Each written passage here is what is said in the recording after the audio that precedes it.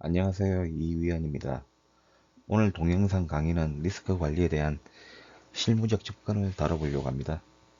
제가 심사나 컨설팅을 할 때 그 실무자분들이 가장 어렵게 생각하고 힘들어 하시는 부분이 바로 이 부분 리스크 관리라고 생각하는데요. 그래서 오늘 강의는 과연 ISO 경영 시스템에서 말하는 리스크가 무엇인지, 그리고 리스크 관리 절차, 업무 프로세스는 어떻게 되는지, 그리고 그것을 바탕으로 리스크 평가표를 어떻게 작성을 해야 되는지 거기에 대해서 말씀드려 보려고 합니다. 일단 ISO 경영 시스템에서 말하는 리스크의 정의를 살펴보기로 하겠습니다. 리스크의 정의는 ISO 9001 품질 경영 시스템에서는 불확실성의 영향이라고 정의되어 있습니다. 그리고 ISO 31000 리스크 매니지먼트에서는 좀 더 그거보다 좀 구체적으로 표현이 되어 있는데요. 불확실성의 목표의 영향 이렇게 표현되어 있습니다. 기본적인 구조는 인과관계로 구성이 되어 있고, 불확실성이라는 원인이 있다면 거기 불확실성으로 인해서 미치는 영향, 그 결과, 이렇게 인과관계로 구성이 되어 있다는 걸 아실 수 있을 겁니다.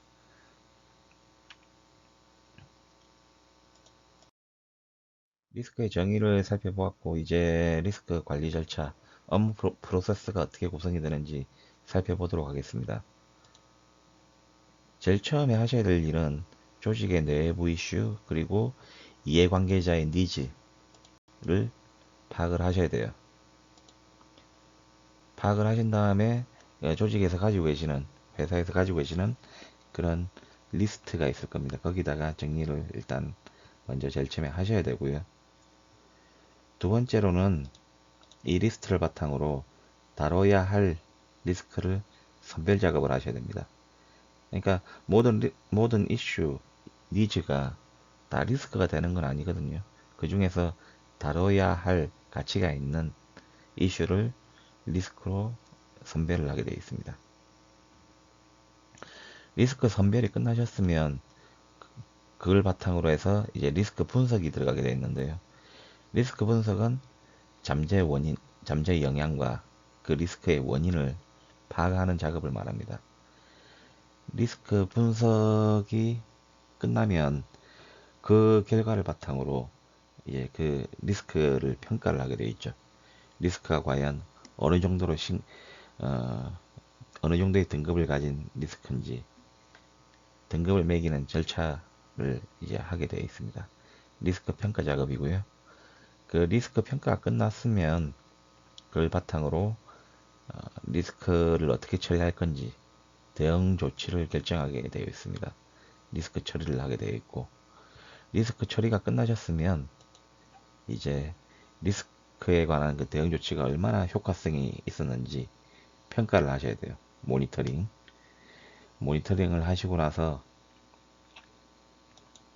효과성 평가를 바탕으로 그 결과를 다음 회계연도 또는 다음 경영 목표, 세부 목표에 그 결과를 피드백을 하시면 됩니다. 이런 식으로 순서대로 리스크 관리 업무를 처리를 하시면 됩니다. 리스크 관리 절차를 살펴봤고, 이제 리스크 관리 절차 업무 프로세스를 바탕으로 해서 리스크 평가표를 설명드리도록 할 텐데, 지금 가져온 표는 FMEA 방식의 그 평가표입니다. 일선 회사나 그 조직에서 가장 많이 사용하신다고 판단되는 평가표고요. 만일 우리 회사에서는 다른 방식의 리스크 평가를 실시한다고 하신다면 그 방법을 계속 사용하셔도 상관이 없습니다. ISO 경영 시스템에서 리스크 관리를 하라고만 되어 있지, 구체적으로 특정 방법을 지정해서 이 방식대로 해야 된다 이렇게 규정하고 있지는 않거든요. 그렇기 때문에 리스크 평가는 자기 회사나 조직에 맞는 방식을 채용하시면 되고, 지금 제가 보여드리는 방식은 가장 이제 일선 조직이나 회사에서 가장 많이 이제 사용하시는 방법이라서 이 표를 가지고 설명을 드리도록 하겠습니다. 첫 번째 이제 관련 이슈가 나오는데요. 관련 이슈는 어, 아까 업무 관리, 리스크 관리 절차에서 설명드린 바와 같이 그 조직의 내부 이슈라든가 그리고 이해관계자의 니즈, 기타 등등 이런 걸 정리한 내용이라고 보시면 됩니다. 그 내용을 이제 관련 이슈에 적어주는 거고요. 그 관련 이슈들 중에서 리스크 선별 작업을 통해서 다뤄야 할 가치가 있는 리스크 그 이슈가 있을 거거든요. 그 이슈 그 이슈를 골라서 이제 리스크로 처리하시면 됩니다. 관련 이슈 중에서 모든 이슈가 그 리스크로 다뤄야 될 이슈는 아니거든요. 그렇기 때문에 그 중에서 이제 선별 작업을 통해서 이제 다뤄야 할 리스크가 뭔지 일단 선별 작업을 해서 여기 리스크 내용에 적어 주시면 되고, 자, 이 리스크 내용이 결정되면 이걸 이제 분석을 하시면 되겠죠.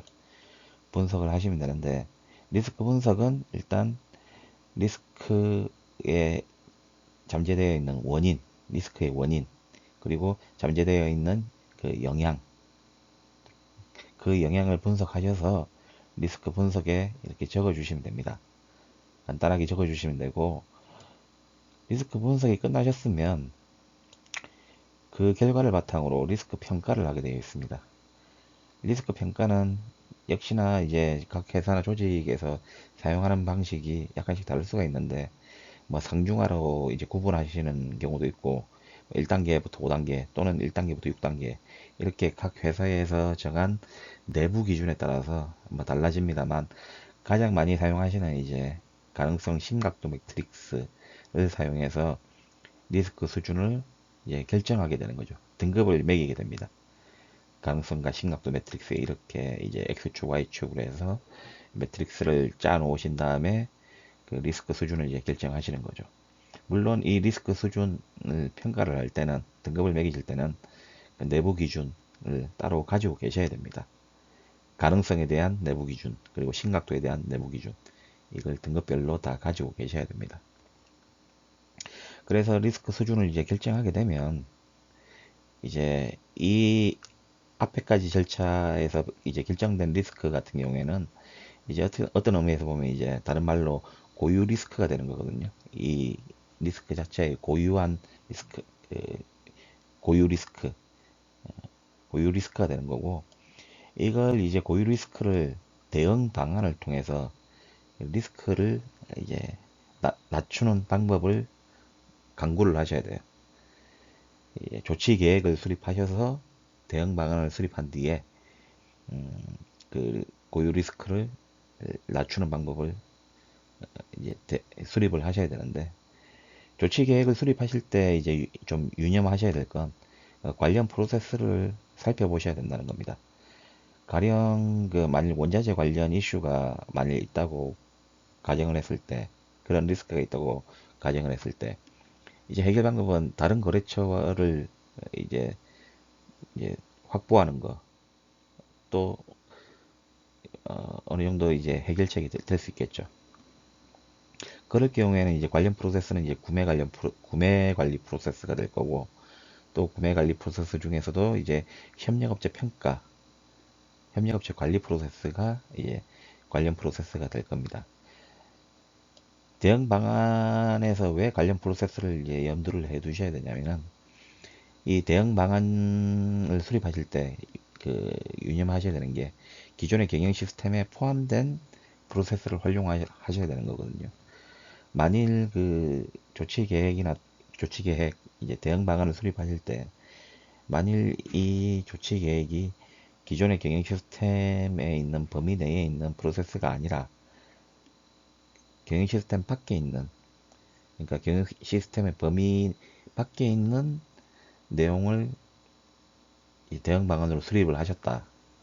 그럴 경우에는 그 경영 시스템 밖에 있는 그 프로세스를 경영 시스템 안으로 가지고 오는 그런 절차가 필요합니다.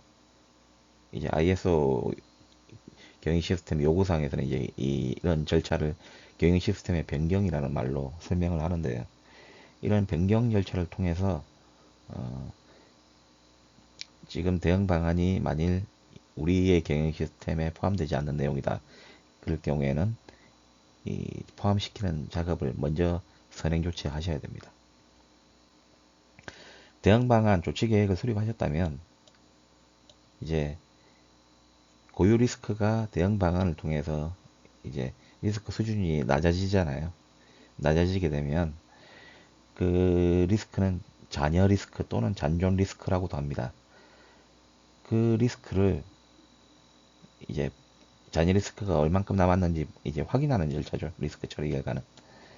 확인해 보시고 만일 잔여 리스크, 잔존 리스크가 아직도 우리 내부 기준에 의하면 아직도 대응 방안이 더 필요한 그런 수준의 리스크를 아직도 잔여 리스크가 가지고 있다. 그럴 경우에는 또다시 그 잔여 리스크에 대한 대응 방안을 또 수립을 하셔야 되겠죠. 그렇게 처리를 리스크 수준을 우리 회사, 우리 조직의 내부 기준에 맞추게끔 우리 내부 기준 이하로 잔여 리스크를 관리할 수 있게끔 이렇게 계속 그 대응 방안을 계속 수립을 하셔야 돼요. 반복 작업을 하시는 거예요. 리스크 평가표는 이렇게 이제 리스크 처리 결과까지 이제 적어주시면 끝나는 거고, 이제 업무 프로세스 상으로는 이거 외에도 이거 여기서 끝나는 게 아니라 절차가 조금 더 남아 있죠. 기본적으로 리스크 처리가 끝나고 나서는 리스크 조치 계획에 대한 효과성을 검토를 하셔야 됩니다.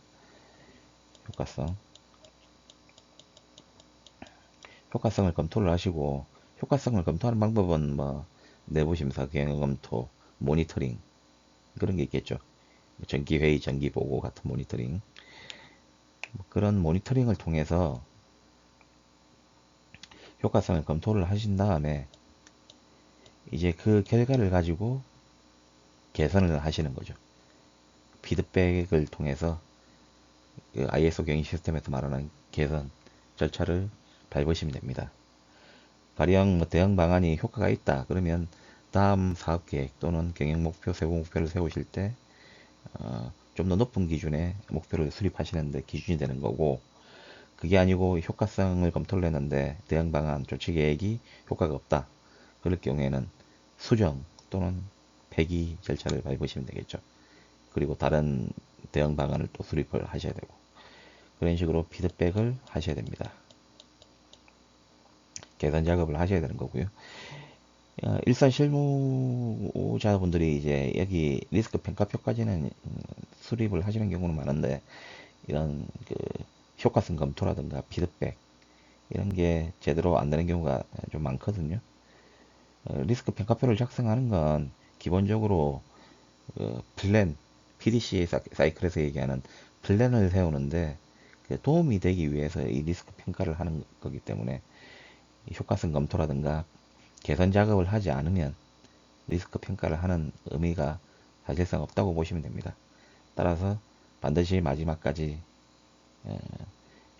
마지막 피드백까지 개선 작업까지 마무리를 하셔야 이 리스크 관리는 끝이 나게 됩니다. 오늘 강의는 여기까지 하도록 하고요. 다음에 또 좋은 주제로 찾아오도록 하겠습니다. 예, 영상 봐주셔서 감사합니다.